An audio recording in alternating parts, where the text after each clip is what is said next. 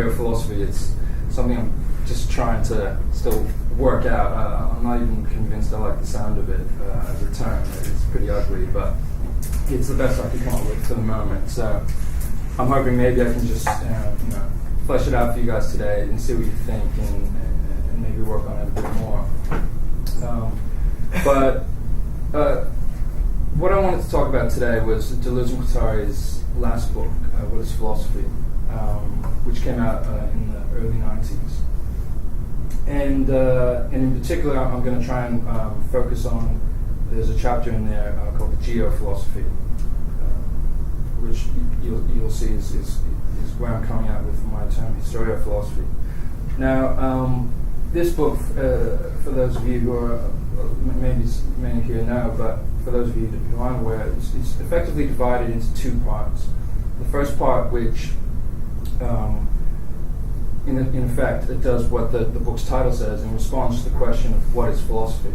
And the second part then, in a sense, distinguishes philosophy from other endeavors such as science, logic, and art. Now, this book and this project, in my view, is still yet to be fully understood by much of the Deleuzean community, including myself. Largely, I think, due to the fact that it seems to jar with a lot of impulses that we Deleuzians had, in a sense, been, fostering in earlier works between Deleuze and Guattari. In particular, what this book does is it sharply distinguishes between different disciplines. And in that sense, it seems to go against the urge to, in a sense, do away with disciplinary boundaries, or at least be able to move across them in a more productive way. So, what I want to do in this paper is focus, just for today, on the first part, on the question of what is philosophy, and leave aside for the moment its distinction from science, logic, and art. And in particular, as I mentioned a second ago, what I want to do is focus on the last part of this definition. So, Deleuze and Guattari approach this question of what is philosophy effectively in two stages. First, they try and define what I refer to as the three principal or de jure principles of philosophy. After doing this, however, they then address what I would refer to as the second half of the project, which is, what is the relation between these principles and the various contingent relative milieus in which they both emerge, develop, and play out. So, in other words, it's this question of, the where of philosophy, the where of philosophical thought, because they're effectively saying thought always occurs somewhere. So it's if I was to sum it up as short as possible, the reason Deleuze and Guattari are using this word geophilosophy is because they're trying to understand the geography of philosophical thought, the importance of where philosophy occurs in terms of what is thought and who it is that thinks it. Now, in a certain respect, this is probably a far from novel insight, but I nevertheless think that there's still much to be gained from the manner in which Deleuze and Guattari set out and address the where of philosophy. And the first objective of this paper will just be to simply describe some of that importance of the project. The second objective of my paper, however, will be to as we go along, critique it as well.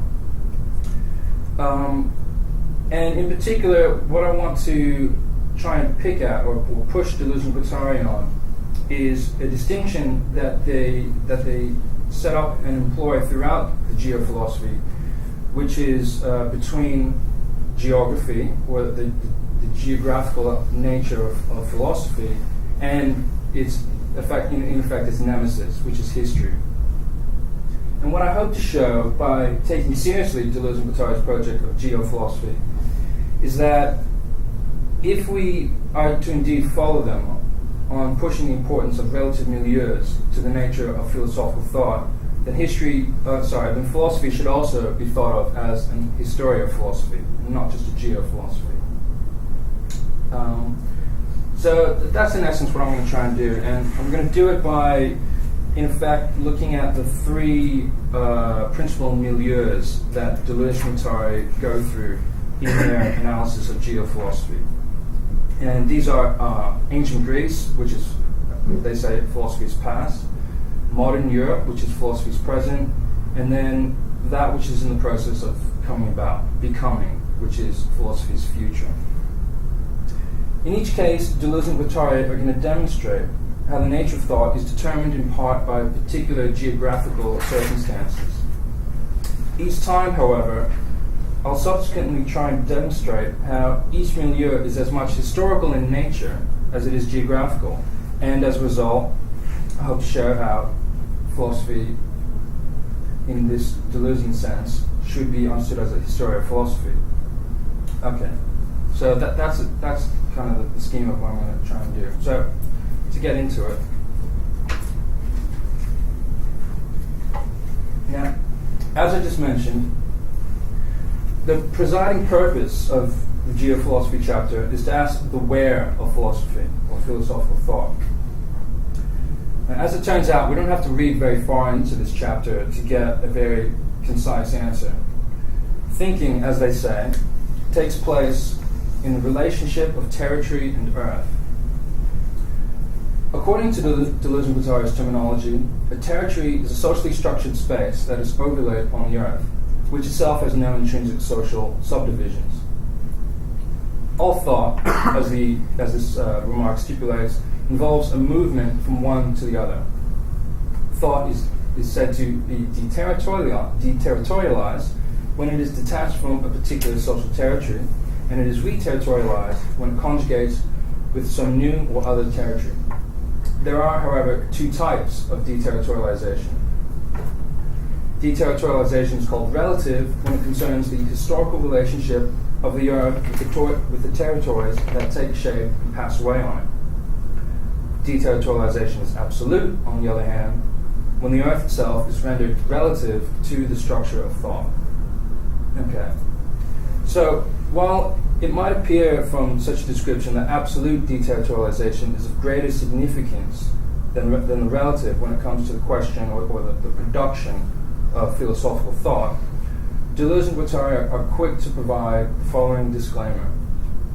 And this is a quote. They say, nonetheless, absolute deterritorialization can only be thought according to certain still to be determined relationships with relative deterritorializations that are not only cosmic, but geographical, historical, and psychosocial.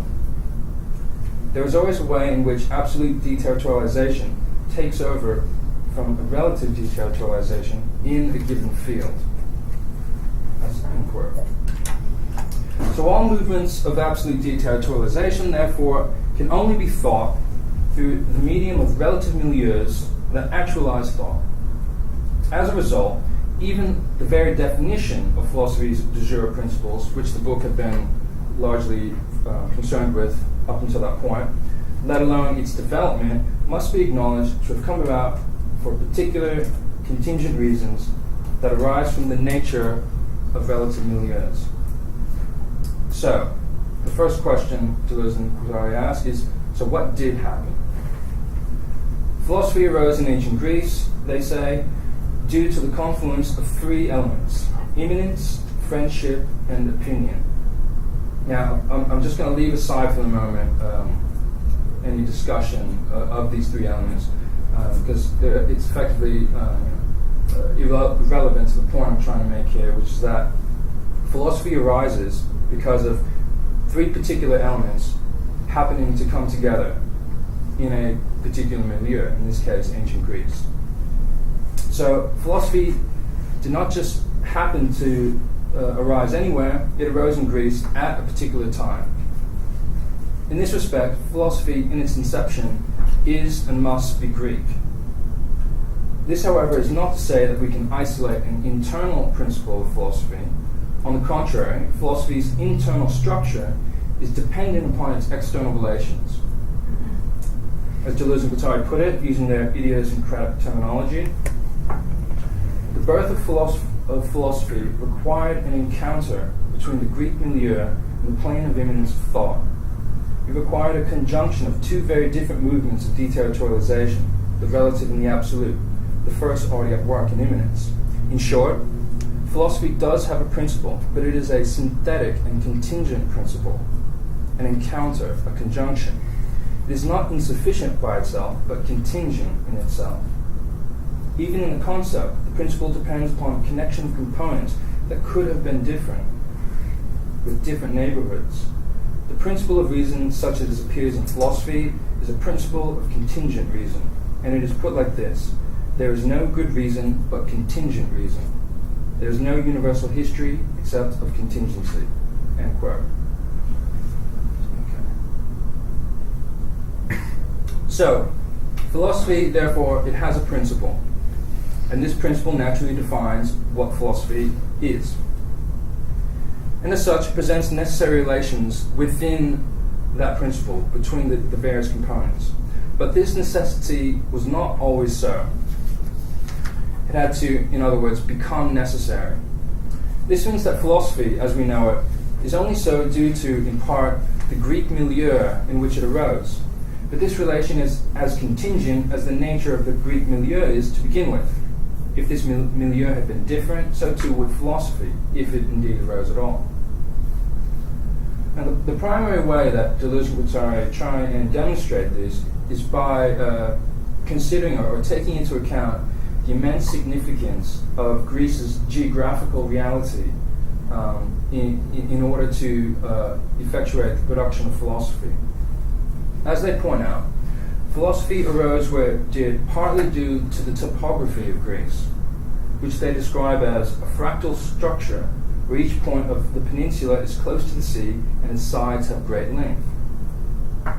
They also say that Greece's unique regional location also makes it the, quote, the first to be at once near enough to and far enough away from the archaic Eastern empires to be able to benefit from them without following their model, end quote. So as we can see here, it's due to the region's variable and broken topology, as well as its bordering of an empire that it is still yet not within, that the Greek world is able to develop what Deleuze and Guattari refer to as a multiplicity of distinct societies that are separate from, yet informed by, the Orient. As it happens in their earlier books, Deleuze and Guattari make the same argument with respect to capitalism, but I'll just set that aside for a moment. Now, this constellation of independent cities is also better to accommodate, Deleuze and Guattari claim, those, what they call strangers in flight, who break from the empire on its eastern border. Deleuze and Guattari are, for a number of pages, talk about and try and demonstrate the significance of the geographical topology of Greece in order, or at least to point out its significance in giving rise to philosophy. By illustrating the great importance of geographical features to the birth of philosophy, Deleuze and Guattari are then led to conclude that, quote, philosophy is a geophilosophy in precisely the same way that history is a geohistory from Braudel point of view, end quote. Yeah, this is where the history starts to come in. This invocation of the historian Fernand Braudel, I believe, merits much closer examination. For Braudel, who, for those who don't know, was a famous historian from the Yale School in the 20th century, history can only be appropriately understood if an appreciation is given to its geographical features. For example, in order to understand the economic crisis in Florence, Braudel says, between 1580 and 1585, one need first extend the scope of their research to Venice and Ferrara. From there, the role of trade with the Far East will become apparent, but this influence is itself dependent upon the Moorish merchants who serviced the trade route through the Indian Ocean in the wake of the decline of Portuguese. So, as we can see from this quite basic example, any significant history is at one and the same time a geohistory. Nonetheless, and this is my point here, it would be false to suggest that geography alone occupies a privileged position in Guattari's history. For example, sociology and economics are just some of the other social sciences which Guattari's conception of history is strongly influenced by and in relation with. Now, I would add philosophy to this list. But must not history also be added to philosophy's list, the role that history plays in contouring the nature of philosophy? To say that the nature of philosophy depends upon a particular milieu is therefore not just to assert the importance of geography, since every milieu, as Guattari's very work shows us, is as much historical as it is geographical. Now, this can be shown if we continue to follow the movements of Deleuze and Guattari's argument in geophilosophy. In order to further flesh out how philosophical thought acquires a relation to relative milieus, Deleuze and Guattari realized that a second example is going to be necessary. Indeed, if they are to convincingly show how the nature of philosophy is in part dependent upon its relation to milieus, Deleuze and Guattari will need to not only show how philosophy could have been other, but how it is other to what it was. In other words, they will need to compare two instances of philosophy that are different, that have different relative milieus, yet are both philosophy definitionally. So, setting aside the birth of philosophy, Deleuze and Guattari then turn their attention to the re-emergence of philosophy in Europe, which brings us to the second milieu, modern Europe, or in other words, what they call philosophy's present. As we just saw, various conditions, geographical conditions, etc., of the Greek milieu combine to allow for philosophy's emergence. According to Deleuze and Guattari, analogous conditions come together once again in modern Europe. This time, however, the conditions are much more widespread. This is due, in short, to the pervasive dominance of Western capitalism. As the capitalist market, or what Deleuze and Guattari refer to as the axiomatic of capitalism, expands itself across the globe, philosophy, basically hitches a ride, taking advantage of the new geography that capitalism effectuates. Thus, as Deleuze and Guattari say, and this is a quote, modern philosophy's link with capitalism is of the same kind as that of ancient philosophy with Greece. From the point of view of philosophy's development, there is no necessary continuity passing from Greece to Europe through the intermediary of Christianity. There is the contingent recommencement of the same contingent process in different conditions. End quote. So, modern philosophy is thus inextricably bound up with what they refer to as the plane of immanence of capitalism as it spreads itself across the globe. But if philosophy is to capitalize upon this opportunity, or more specifically actualize this opportunity, an equally powerful force of reterritorialization will be required. And in Deleuze and Guattari's present investigation, this role of recapture in the process is played by the modern democratic nation-state. As Deleuze and Guattari acknowledged, this democratic state might seem a poor candidate for reterritorialization, since it's by no means a homogeneous or consistent territory. There are many different kinds of democratic states, with often critical differences between them, and none of them will, in a sense, be ideal in the philosophical sense. The lack of a universal democratic state, however, is no obstacle to the reterritorialization of philosophy. In fact, this is precisely Deleuze and Guattari's point.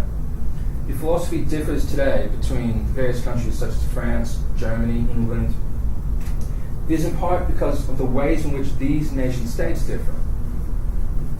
For every realization of for every different nation-state, we thus have a different realization of philosophy. There are most certainly similarities between them, since all indeed meet the requirements for the definition of philosophy, but the fact that philosophy differs between nations is taken by Deleuze and Guattari as evidence for their claim that philosophy is geophilosophy. This is, in a bit, where things start to get a little bit comic, in my opinion at least. Deleuze and Guattari's comparison of modern philosophy in different geographical locations to illustrate the importance of milieu is specifically borrowed from Nietzsche. Now, not that I think Nietzsche's wrong, but in his discussion of peoples and fatherlands, Nietzsche compares philosophers and artists from different countries, such as France and England, by referring to how they each reflect the general traits of their respective nations. He offers such opinions as, and I'm just going to paraphrase here, they are no philosophical race, these Englishmen. They have a profound normality and a certain narrowness, aridity, and industrious diligence, something English in short, which places them on the side of knowledge, rather than those who can do things in the grand style, the creative, end quote. Now, setting aside the issue of whether Nietzsche is actually onto something here, maybe, I won't say anything being Australian. The relevant question for our consideration, for our investigation here, is why do Deleuze and Guattari consider Nietzsche's determination of national characteristics to be specifically geographical? Is not history also an important factor in the determination of nations? One would think so, given that the majority of Nietzsche's remarks in this passage where Deleuze and Guattari are borrowing from actually refer to history and not geography. For example, geographical realities is certainly important to the passage, but the point I'm trying to make here is it's not even the point that Nietzsche is trying to make in this passage. As the passage indicates on numerous occasions, history is equally significant, if not more so. Thus, while geographical features might be critical in shaping the nature of philosophy, it must be acknowledged that this alone cannot account for why philosophy should be a geophilosophy in Nietzsche's work, since other aspects, including history, are just as important to the national character of a philosophy. So, to take stock, twice now we've therefore seen how Deleuze and Guattari preference geography when asserting the significance of relative milieus to the absolute thought of philosophy. And twice I have now argued that historical reality is as significant as geographical reality in the determination of milieus, and thus their impact on philosophy's nature and definition. However, aside from this issue of comparative influence between geography and history, the fact that Deleuze and Guattari endorse a program of nationalistic characterization might seem a bit dubious to begin with. Deleuze, however, has previous with this sort of nationalistic description. As he says when speaking about literature, for those of you who are aware of or interested in Deleuze's work in literature, he says at one point, American literature operates according to geographical lines, the flight towards the West, the discovery that the true East is in the West, the sense of the frontiers as something to cross, to push back, to go beyond. The becoming is geographical. There is no equivalent in France. The French are too human, too historical, too concerned with the future and the past. They spend their time in in-depth analysis. They do not know how to become. They think in terms of historical past and present.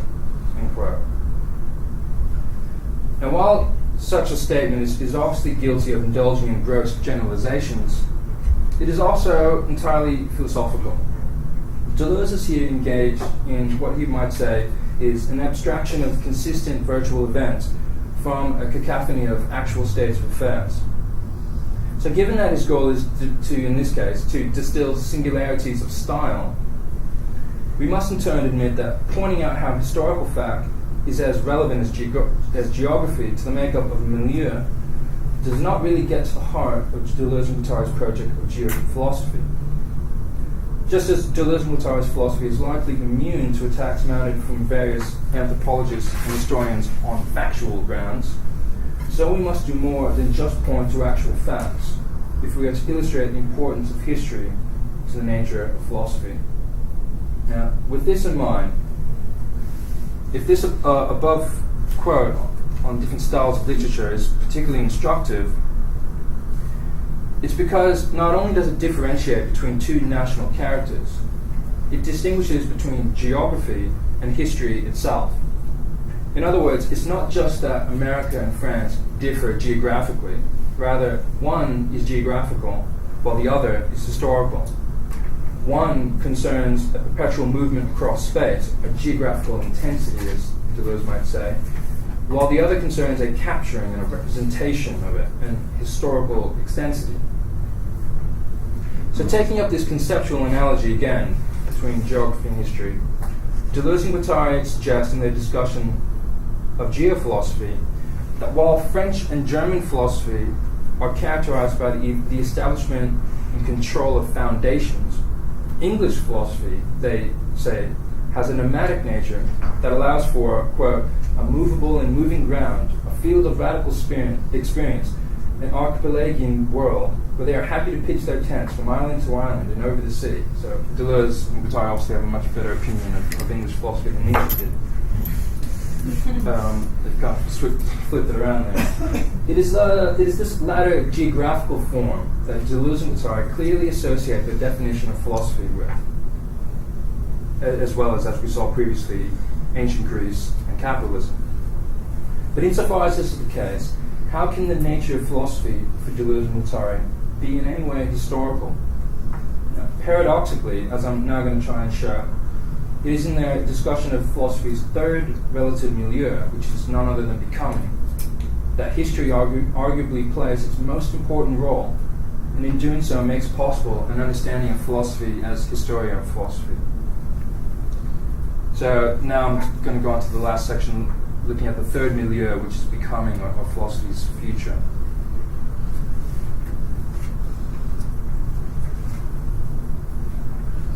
In writing this, I've always thought that this thing of philosophy's past, present, future, I can't get it out of my head, but I always feel like it's a bit of a Christmas carol to it. And I haven't been able to work it in yet. It goes to philosophy's past, present, future, but hopefully I'll get there. Okay, so philosophy's future. As Deleuze and Guattari conclude their examination into the relation between philosophical thought and various relative milieus, the third and final one they explore is not found in the past of philosophy or its present status, but rather in its becoming. That which is in the process of becoming about, or philosophy's future. It is here, however, that philosophy as historiophilosophy is arguably at its greatest prominence. So, as we've just seen, the purpose of Deleuze and Guattari's geophilosophy is not to simply show how philosophy is first born, or show how philosophy differs between different nation states. If such were the case, then a simple contestation of their historical account, saying they got the history wrong, for example, or a recognition that philosophies differ greatly within any one nation, rather than singularizing an entire nation style, would put this entire argument to rest. But arguing for a reduction of reality to either how it actually has been or an extensive location is not Deleuze and Guattari's presiding point or objective. Indeed, much of Deleuze and Guattari's work would suggest the contrary. For example, what Deleuze admires in a novelist is someone who can, as he says, speak like a foreigner in their own language. Someone, in other words, who can be foreign to themselves and thus differ from within. In light of this, philosophy must not only have a relation to milieus in the past and present, the form of philosophy must also have a relation to its future, what it is in the process of becoming, since by definition philosophy continually differs from itself, and is thus always becoming other. So for this reason, becoming is perhaps the most important notion in Deleuze and Guattari's entire discussion of philosophy's nature. The most important notion of the book, I would argue. Apart from its extensive use throughout the first three sections of the book, which set out the principles of philosophy, becoming is also, as it turns out, one of the very relative milieus that philosophy reterritorializes itself onto. Nevertheless, the question must be asked, does this promotion of becoming necessarily occur at the expense of history, as it sometimes, or quite often, seems? As it happens, the finale to Deleuze and Guattari's definition of philosophy focuses on this precise issue. In explaining why the principle of philosophy is contingent and not necessary, Deleuze and Guattari contrast the connection between philosophy and Greece with that of Hegel and Heidegger's. according to Deleuze and Guattari's reading of Hegel, the Greeks are the first to produce the concept, since they are the first to grasp the object in relationship with the subject. This relationship emerges in three successive stages, as they said. 1, contemplation of the object. 2, reflection of the subject. And 3, communication of the concept with other subjects. But as Deleuze and Guattari point out, at the beginning of this process, it is not clear what distinguishes the anti-philosophical stage of the Orient and the philosophical stage of Greece, since Greek thought is not conscious of the relationship to the subject that it presupposes without yet being able to reflect upon it. So Hegel's as they would say, teleological philosophy of history, in which the Orient is prior to Greece, is therefore called into question by Deleuze and Guattari. Now, Heidegger, according to Deleuze and Guattari, displaces this problem in the history of philosophy, or his history of philosophy. For Heidegger, the Orient is not prior to Greece, but alongside, with respect to the difference between being, with a capital B, and beings. Thus, while the Orient and Greece coexist for Heidegger in a way that they did not for Hegel, the relation is as equally teleological, since it is reduced to the internal structure of being, according to Deleuze and Guattari.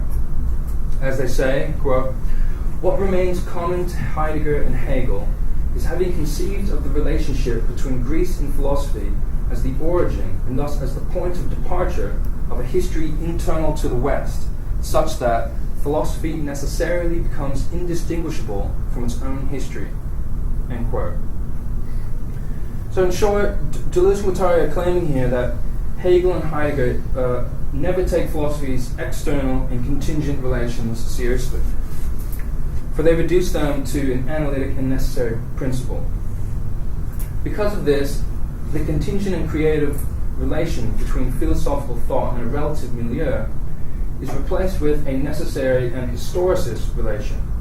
As Deleuze and Guattari say, Hegel and Heidegger remain historicists, inasmuch as they posit history as a form of interiority in which the concept necessarily develops or unveils its destiny. End quote. Now, what follows this, admittedly very brief critique of Hegel and Heidegger is a sustained discussion of the difference between becoming on the one hand and history on the other. By the end of this passage, we're left in no doubt as to Deleuze and Guattari's placing of history on the side of necessity and capture, and becoming on the side of contingency and creation. However, if this attack on history is to be appropriately understood, I would argue, two facts must be acknowledged. Firstly, following as it does from a critique of Hegel and Heidegger, it is clear that by history, Deleuze and Guattari specifically mean historicism, that is, a form of history that they accuse of being teleological. And secondly, the alternative that Deleuze and Guattari endorse is directly credited to an historian, namely Fernand Braudel, who comes back again in this chapter.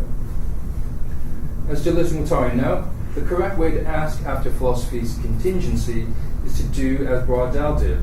Quote, "Why philosophy in Greece at that moment? It is the same for capitalism, according to Braudel. Why capitalism in these places at these moments?" And this is actually a question that Deleuze and Guattari have been interested in since their very first collaborations. Why does capitalism rise in the West when it does, as opposed to in the East centuries earlier, for example?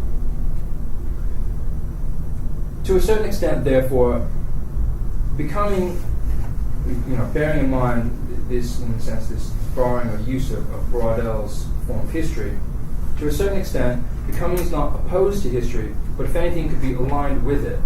An ontology of historical creativity that is specifically other than what they call historicism. If we examine how Deleuze and Guattari take up the sharp distinction between becoming and history with respect to philosophy's reterritorialization on the future, these 2 points can again be repeated. The history that they speak of is an historicism that is incapable of genuine creation, and it's associated with a chronological conception of time. And if we look at the description of their alternative, we'll find that it is actually inspired by thinkers who each promoted an alternative kind of history.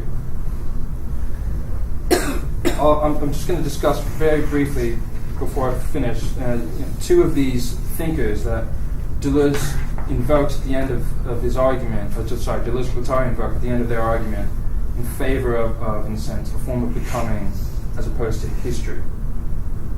All of them, we'll see are effectively historical thinkers. So take Charles Péguy, who's the first thinker that Deleuze and Guattari here, in a sense, deployed for their uses. As Deleuze and Guattari correctly note, for Péguy, there are two ways of approaching and understanding events. On the one hand, an event can be analyzed by noting how it arises and deteriorates in history. According to such an approach, the emergence, trajectory, and extinction of an event are graphed from a transcendent position above. But on the other hand, an event can also be intimated by installing oneself within its trajectory, by placing oneself within the movement of the event in order to become with it, as Péguy says.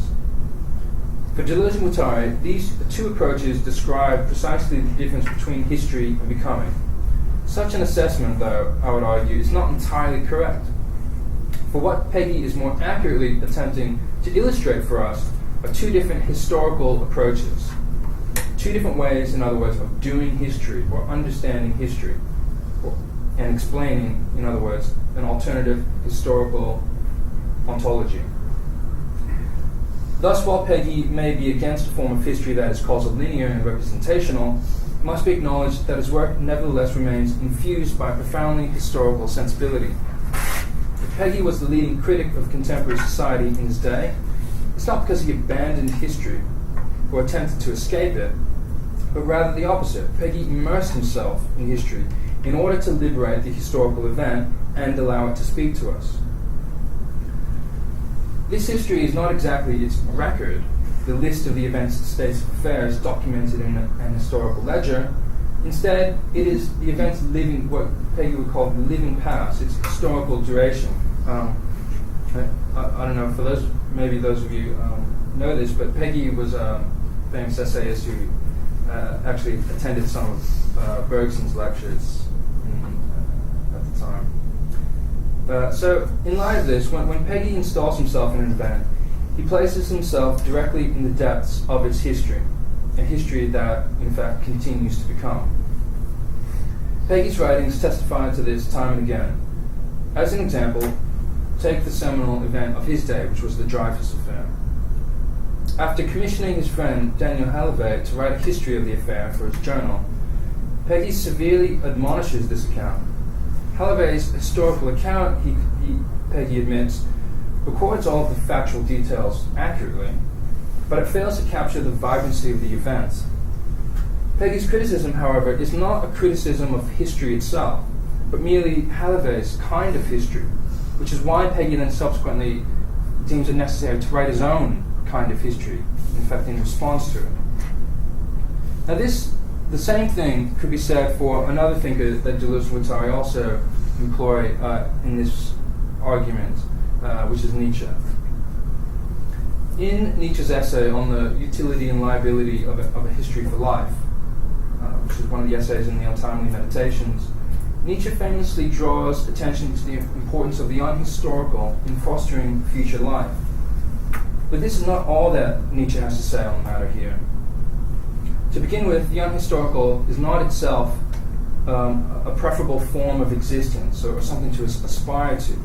In fact, Nietzsche strongly warns against this. He says, his examples, for example, one of his examples is a cow. I don't think Nietzsche's trying to say we should all become cows here.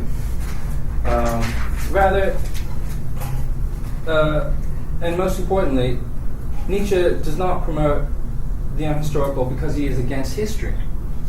He is rather only opposed to those forms of history that are against life. Therefore, if anything, what the unhistorical is useful for is the project of a history for life, or a history for the future. Deleuze and Guattari, for the most part, fail to acknowledge this aspect, and in fact, they quote this a line from the Untimely Meditations maybe 4 or 5 times throughout their career, and they always cut off the first half of the quote, which says how Nietzsche is talking here as a philologist. But if we return to it, we will find that the unhistorical is developed by Nietzsche not to dismiss the creative capacities of history, but to release history from a historicism that Nietzsche felt he was surrounded by, so that it can promote the creation of future life. So, just to conclude, given these considerations, Deleuze and Guattari's distinction between history and becoming, for the purposes of explicating the geophilosophy, must be treated with extreme caution. Contrary to first appearances, the discussion of philosophy's future, its third milieu of becoming, is not necessarily at odds with history. In fact, as it happens, Deleuze and Guattari's explanation of philosophy's becoming as a milieu is itself inspired by and reliant upon a form of history, namely that one which is, being pushed by people like Peggy, Nietzsche, Braudel. This history may be distinct from the historicism of Hegel and Heidegger, but it is still, I would point out, a kind of history. And insofar as this project significantly draws upon the historical approaches of people like Braudel, it demonstrates how history need not be opposed to philosophical becoming, but perhaps could be an equal part of it. As such, Deleuze and Guattari's analysis of the relation between philosophical thought and its various relative milieus shows us how history might not only be a geophilosophy, but also, perhaps, a historiophilosophy. That's it.